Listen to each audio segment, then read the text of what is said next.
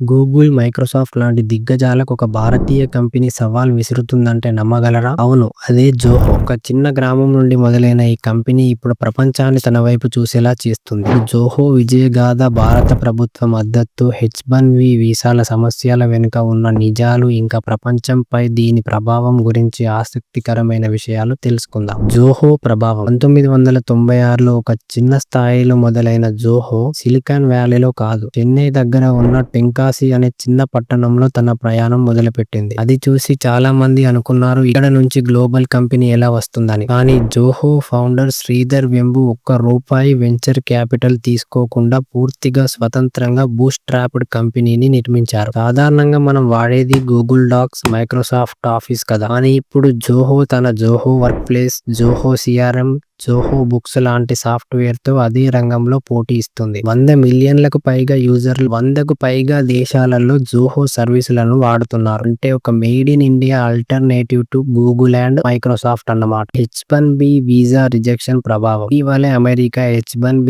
వీసాలు అనేక మందికి రాకపోవడంతో ప్రతిభావంతులైన యువత అక్కడికి వెళ్లకుండా భారతీయ కంపెనీలకి చేరుతున్నారు. జోహో లాంటి కంపెనీలు ఈ టాలెంట్ ని ఉపయోగించి భారత్ లోనే ప్రపంచ స్థాయి ఉత్పత్తులను తయారు చేస్తున్నాయి. ప్రభుత్వ మద్దతు. మంత్రి అశ్విని వైష్ణవ్ ఇటీవల స్పష్టం చేశారు, స్వదేశీ టెక్ వాడకం పెంచండి, మేడ్ ఇన్ ఇండియా యాప్లను ప్రోత్సహించండి అని. డిజిటల్ ఇండియా, ఆత్మనిర్భర్ భారత్ వంటి కార్యక్రమాలతో జోహో లాంటి కంపెనీలు మరింత బలపడుతున్నాయి. ప్రపంచంపై ప్రభావం. జోహో విజయం కేవలం ఒక కంపెనీ విజయమే కాదు, ఇది భారతదేశం సాఫ్ట్వేర్ సూపర్ పవర్ గా మారుతున్న సంకేతం. సిలికాన్ వ్యాలీ కాకుండా ఒక భారతీయ గ్రామం నుంచే ప్రపంచాన్ని ఆకట్టుకోవచ్చని జోహో నిరూపించింది. కాబట్టి ఫ్రెండ్స్, జోహో మనకు ఇచ్చే పెద్ద మెసేజ్ ఏంటంటే ప్రతిభకు వీసాలు అవసరం లేదు, మన నేల, మన టాలెంట్ తోనే ప్రపంచాన్ని మార్చవచ్చు. మీరేమంటారు? జోహో నిజంగానే గూగుల్, మైక్రోసాఫ్ట్ కి పోటీ ఇస్తుందా? మీ అభిప్రాయాలను కింద కామెంట్ లో రాయండి. ఈ వీడియో నచ్చితే లైక్ చేయండి, షేర్ చేయండి. ఇక ఇలాంటి ఆసక్తికరమైన వీడియోల కోసం మా ఛానల్ ని సబ్స్క్రైబ్ చేయండి. తర్వాత వీడియోలో కలుద్దాం. అప్పటి వరకు జై హింద్.